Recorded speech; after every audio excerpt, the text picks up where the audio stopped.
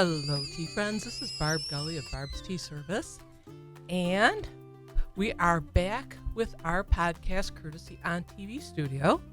And I'm here, as always, with Arm Candy co-host, studio engineer Chris Gully.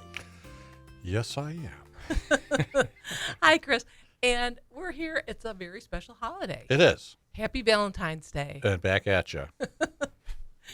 And I actually, you know what? I got flowers and candy this morning. You did? And you know who it was from? Who? Chris Gully. That's right. That's how the card was. I know. Yeah.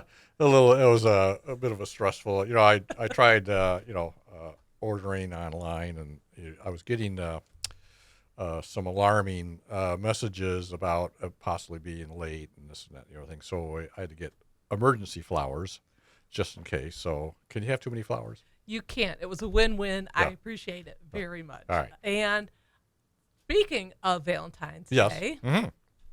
and all our loves. Yes. So Valentine's Day is a time for romance, Uh-huh. flowers, Mm-hmm. and, of course, chocolate. Yes. Much. And, yes. A lot of chocolate. Yes. Very, very favorite thing at BTS. Yes. Along with romance and flowers. All right. And me. And you. Absolutely. Okay. Okay. So we also have another holiday coming up Mm-hmm. Monday. Yes. That's President's Day. It is. Maybe not quite as romantic. It's up there. Yeah.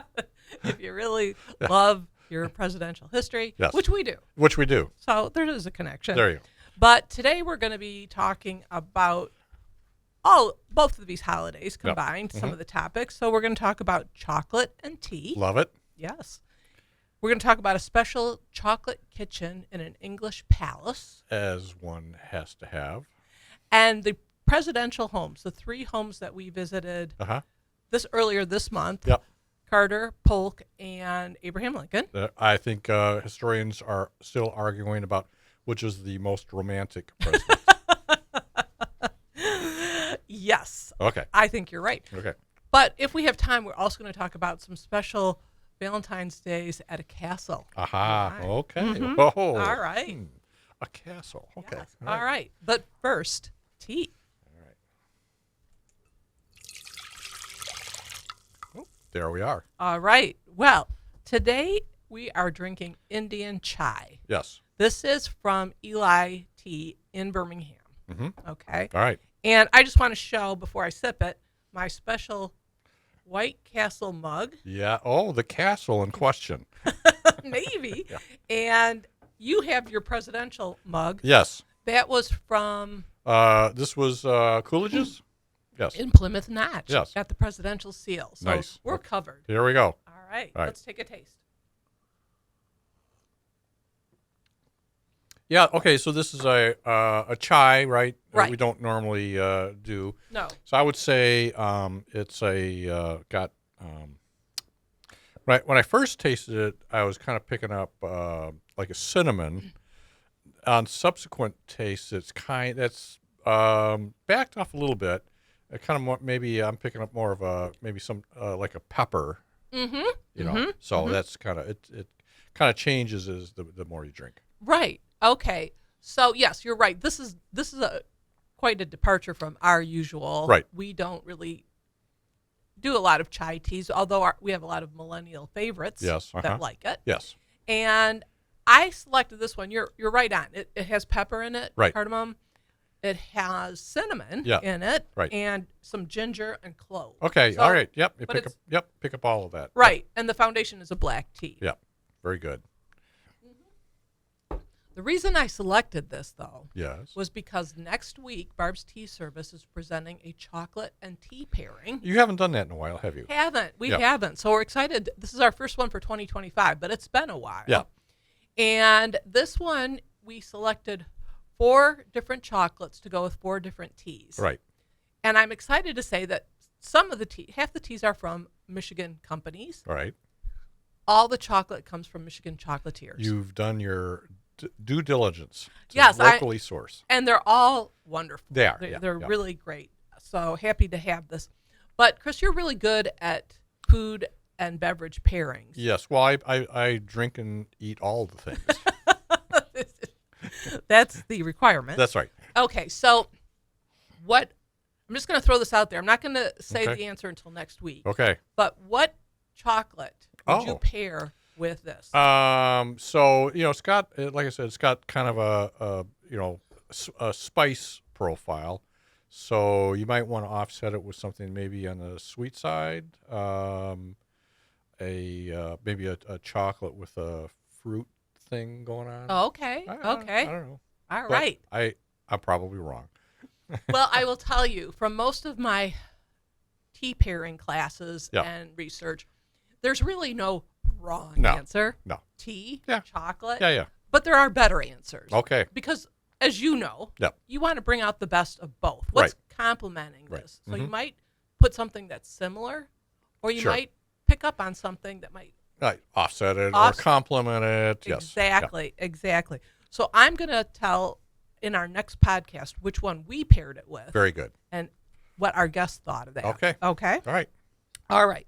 So speaking of chocolate, and I never tire of talking about chocolate. We love it. We do.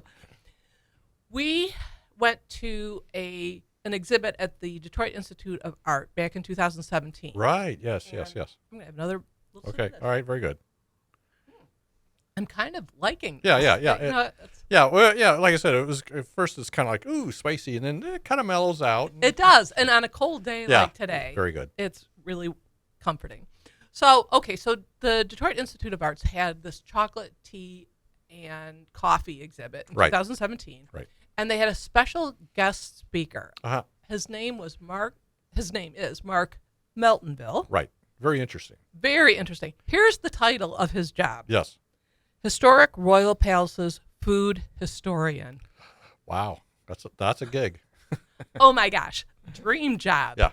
You know, when you step down, Mark, give me a call. All right. But he talked about this great discovery of the chocolate kitchen, the chocolate rooms Right. in Hampton Court Palace. Right. So this was quite a Yeah. Yeah. It was- celebration. Yeah. It So- was it was good because it had been kind of through all the remodeling and additions and tear downs, and this room kind of got tucked away or covered up and oh, go ahead. No, Yeah. thank you. That's exactly right to mention that because it had been buried. Right. So just a little history on Hampton Court Right. Palace. It was originally the home of Cardinal Wolsey. Yes. Uh-huh. But when King Henry VIII came to visit, Yeah. he liked it so much, he said, "This is now mine." Yeah, you can kind of do that. You can. Sometimes it's great to be king. There you go. So in 1514, Henry VIII moves in. Right. And it was the home of royals after. But when William and Mary came in, Right. they had famed architect Right. Christopher Wren Uh-huh. put on some additions. Right. Including this fountain court. Right. Which is exactly what it sounds like. Right. Fountain Yep. in a court. There you go. It's not too cryptic there. So some additional special rooms came in Right. during the Hanover period. Right. And with King George I and King George II. Right. So we're talking early 1700s Mhm. to the mid 1700s. Right.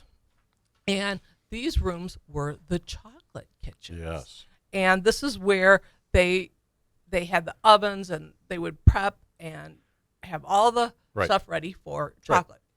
And this was under the supervision of a gentleman named Thomas Tozier. Mhm. He was, talk about another nice job, the personal chocolate maker to King George I. Yes. Mhm. That's nice. That's delicious. Okay, so to show you how important his job was, Uh-huh. or the status, Right. he had his own room at the palace. Uh-huh. So he's not just some No. court minion. No. He's got Yeah. mhm, He has clout. a pull. He has pull. Yeah. So from all accounts, it shows that he and his wife Grace lived rather comfortably. Yes. Uh-huh. Okay, but when Mark was talking about this discovery, Right. he said it wasn't until 2013 Right. that they had one of the court Right. researchers Right. found documents that said here is where the chocolate kitchens were, Uh-huh. right in alongside that The court. Yeah, the fountain court. fountain court. And they did some digging, and you know what? They found the original oven and shelves. Yeah. Yeah. Just Wow. been sitting there for centuries. And, Exactly. just waiting for more chocolate. Right. And we were there in 2015. Right. And didn't know at the time. We saw the chocolate kitchens. Right. And it's really cool. They have like a hologram exhibit where the guy, probably like Tom, Right. is in there making the chocolate. And actually, I think it was Mark almost in costume. I think Yeah. It was. Yeah. Anyway, we didn't realize how new this was because it wasn't open. It wasn't completely renovated and open to the public until 2014. Yeah. So it had just been a year old. Yeah. And guess what date it was opened? Is there a theme here, perhaps? Oh, okay. boy. All right. You're good. Okay. Yes, it was on Valentine's Day, 2014. Okay. So wow. Pretty cool. Yeah. So that's just a scrumptious part of history. Wow. But we're going to switch gears, still talk about history, but we're going to talk about some U.S. history. Okay. And 3 presidents. Okay.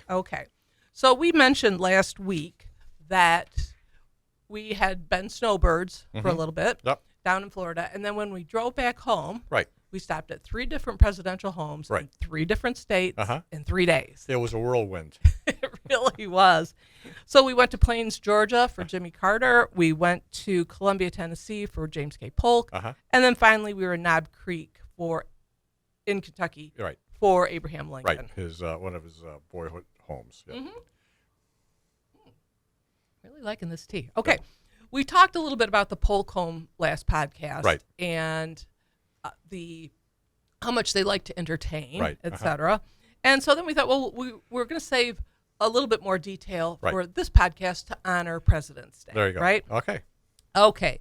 So, and we also have mentioned last time and other podcasts that this is something that we like to do. We on our trips, we like to stop and visit presidential homes or libraries. Right. We're up to about 11. Okay. Because 11 exclusive, but some of the presidents have more than one site. So we've doubled up a little bit. Yeah. And I'm just wondering too, because my very first presidential home visit was Mount Vernon. The start of your journey. The start of my journey. But I was 10. And I don't really remember much of that trip. Okay. So maybe we should go again. Yes.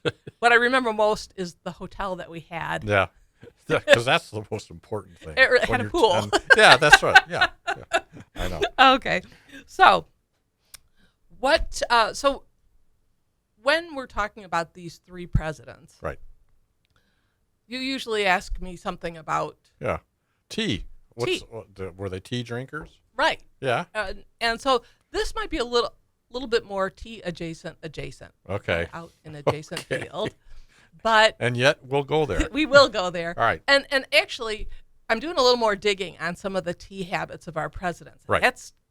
Stay tuned for that. Okay. But what I did find a common thread of these 3 presidents, Carter, Polk, and Lincoln, was none of them really were big adult beverage consumers. Yeah, right. That wasn't really their thing. No. And another coincidence, although it wasn't planned, all these homes that we visited were boyhood homes of the presidents. Right. Okay, so let's start first with Jimmy Carter and Plains, Georgia. Yes. Okay, so you and I, neither one of us had been to Plains, Georgia before. No.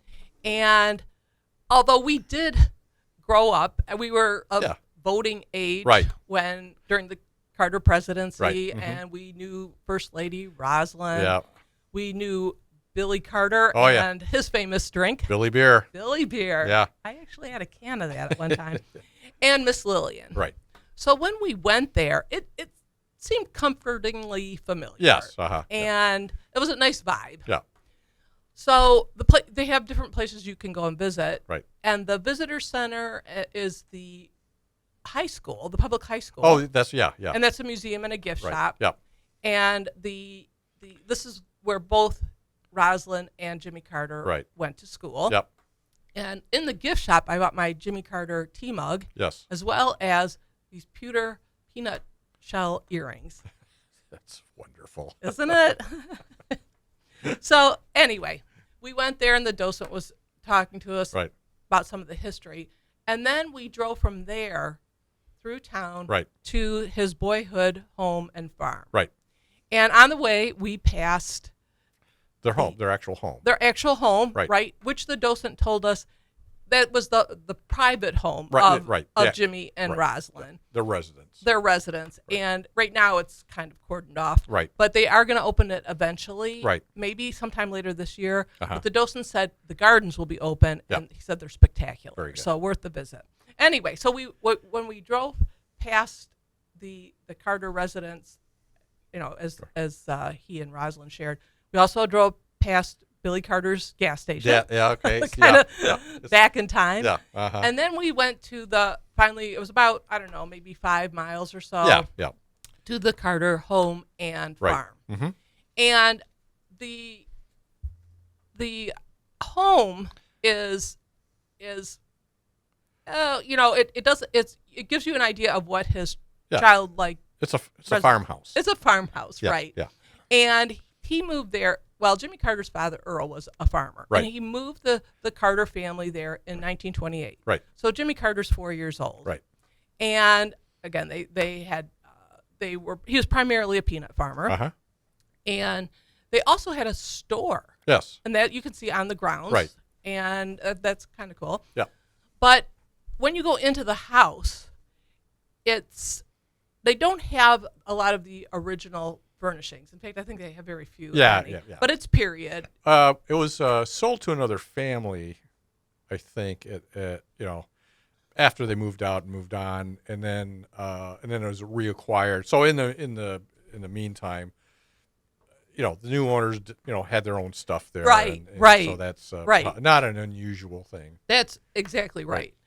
So, and they don't have a docent there either. No. Maybe we were still a little early in the season, yeah. but they do have placards in each room, and they give you a description and some, interesting stories. But again, the stuff is period, so you know what the Carters would have had. Right. So he moves them there in 1928. Right. 10 years later, they get some modern conveniences. Oh, yeah. They get electricity and an indoor bathroom. Uh-huh. And when you see this indoor bathroom, yeah, it's stretching the definition by our certainly by our standards. Yeah. right? It's a bit rustic, Yeah. and the shower head really just looks like a bucket with holes in it. Yeah, it was. You kind of look and go, huh? right. But according to the description there, it said no one complained. Yeah. The water was cold. Yeah. Little, not very luxurious, but no one complained because this really beat the outside facilities, as you can imagine. So that was pretty neat. And I think it was especially meaningful to go there this year when we did, because Jimmy Carter just passed away in December after 100 years. Yeah. So it was pretty neat. And I think we would like to go back once they open up the house. That would be interesting. It would be. Okay, so then next we went to Columbia, Tennessee. Right. And we talked about last week about the home of James K. Polk and his wife, Sarah. And this home was built by his father. Yes, that was interesting. They and as you go through it, highly recommended. If you have, it's worth the side trip. But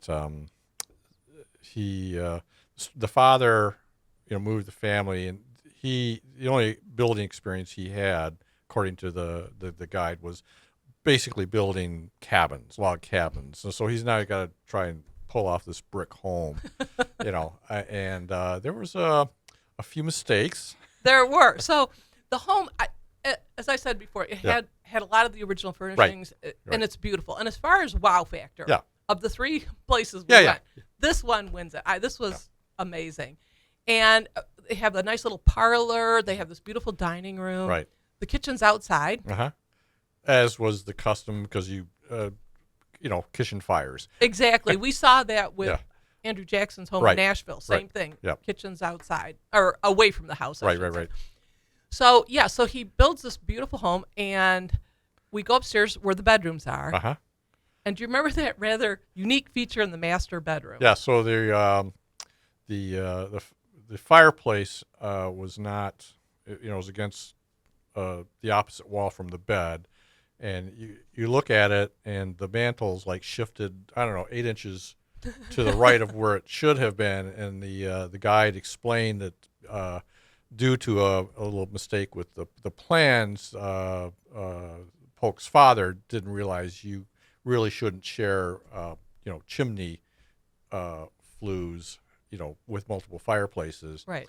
And so that forced kind of I can just imagine that discussion. Oh no, we got to move this over because we have to accommodate multiple chimney flues going up through the roof. So yeah, this thing is like the mantle's sticking out in space. It's so off center. Yeah. So And it's kind of yes, funny. It is. It's. I don't think you look at it immediately because you're taking everything in. Right. But then it's like, oh, What is that? we meant to do it that way. That's right. Okay. All right. So that was kind of cool. But then we went to our final presidential home for that trip. Right. Was in Hodgenville, Kentucky. Yes. And this is at Knob Creek. Right. This was the boyhood home of Abraham Lincoln. Right. Not his birthplace, but because that was another building. Right. The birthplace is about 10 miles Right. away, and Right. they've got a memorial Right. that was set up in 1909, I believe, and it predates the Lincoln Memorial in Washington, D.C. Right. by, I think, a decade. And this has a symbolic Right. Yeah. family home Yeah. of Abraham Lincoln, the first log cabin that he Right. lived in. But at this Knob Creek, this is where Lincoln says he really remembers much because he was 2.5 to 8 when Right. they lived there. Mhm. Then they move to Indiana. Right. But this was the family farm, Mhm. and they do have a log cabin on there. It's supposed to be one of their close Approximation. neighbors. Yeah. So it tells you a little bit about what life would have been like. Although, again, probably preseason. It wasn't open while we were there. Right. So this was, it gave us, again, an idea of what he would have lived in. Right. At least from the Yeah. outside. And it's really just Yeah. Very humble. very, very humble. Yeah. Maybe the size of a one-car garage or Yeah, something. yeah. And I think what really was a connection for us Right. was when we had gone to Hildene Right. in Vermont. So this is Robert Todd Lincoln, is the only surviving child of the Lincolns. Yeah. Right. And Robert Todd moves to Hildene. He called this was his him and his wife's retirement home. Right. They downsized to 8,000 square feet. That was was that? I thought it was 18,000. Oh. Yeah, no, because even more. Yeah. There was an 18,000 square foot home. He was a railroad. He ran the Pullman. That's right. That's right. Car company. The railroad cars, and lived in Chicago in a palatial. And so this is their downsizing. And I thought it was like 18,000 Yeah. Okay. square. Okay. And, Yeah. But out front they had kind of the footprint. Yes. Go ahead. Yeah. No. Yeah. That's exactly Yeah. right. They Yeah. had this footprint in stones. Yeah. This Yeah. perimeter Yeah. of what The- Lincoln's cabin would have been. Yeah. The size. size. Yeah. And you go, this is barely Yeah. a front porch. Yeah. And just shows you in one generation just how far they had gone. Right. So that was quite amazing. Yeah. So I guess we have a little bit of time left. Got about 8 minutes or so. Okay. First, I want to remind everybody that we're going to have those presidential stories Yes. in the blog. Yep. And we'll also be talking about the chocolate and tea pairing next week. But I thought we might bring up a special, well, actually 2 special Valentine's Days that we had Yes. in a castle. Oh, so much romance. This was, again, at White Castle. Okay. So our first trip was in 2012. And I had seen it on some sort of social media back then, and they were taking reservation. You make reservations. Yes. Like normally you don't have to at White Castle. You no. don't have to make a reservation. No, it's not a thing that we would think of doing now. And so they have certain seatings, certain time seatings, Right. and you go and they have tablecloths. Yes. And they had flowers on the table and table service. Yes. You don't go up to the counter. Yeah. Yeah, and weren't the maybe I'm mixing this up, but they didn't exactly have wait staff, but they had people kind of dressed up. Oh, nicely. they did. They did a hostess and Yeah. everything. I mean, it Yeah. was really quite charming. And But it's still White Castle. Sorry. I know. It's right. Yeah. So they had it was so cute, and I remember ordering. I had iced tea Yes. and maybe a slider, Yeah. and then they brought out a complimentary. It was like an ice cream, like a key lime ice cream Yeah. that had some chocolate coating Oh, on yeah. it. It was memorable because we're still talking about it. It was, Yeah. and then we took a little break. Yeah. And you made reservations for a lot of really awesome restaurants after that. Yeah, I mean, you always do. But then we got a little nostalgic. Yeah. And in 2019, we did it again. Yeah. And then we remembered. Oh, yeah. Yes, it's we still a did. White Castle. We did. All right. We did. So, okay. So they still, when we went there this week, I wanted to get my special mug. Right. We have a couple mugs, White Castle mugs, up at Pemberley. We do, yes. And that was when I was writing for the newspaper. Right.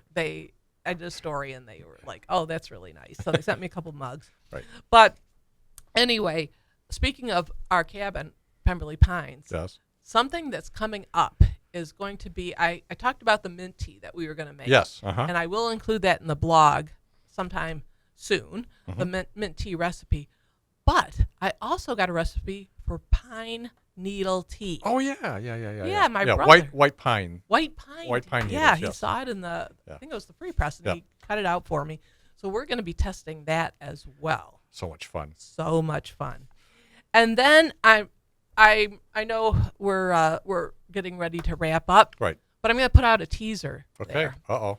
Next podcast, Uh-huh. we're going to talk about some of the dining etiquette that we may need to adjust a little bit for modern times. Ah, interesting. You know, because some of the stuff is as we go through and we have technology and different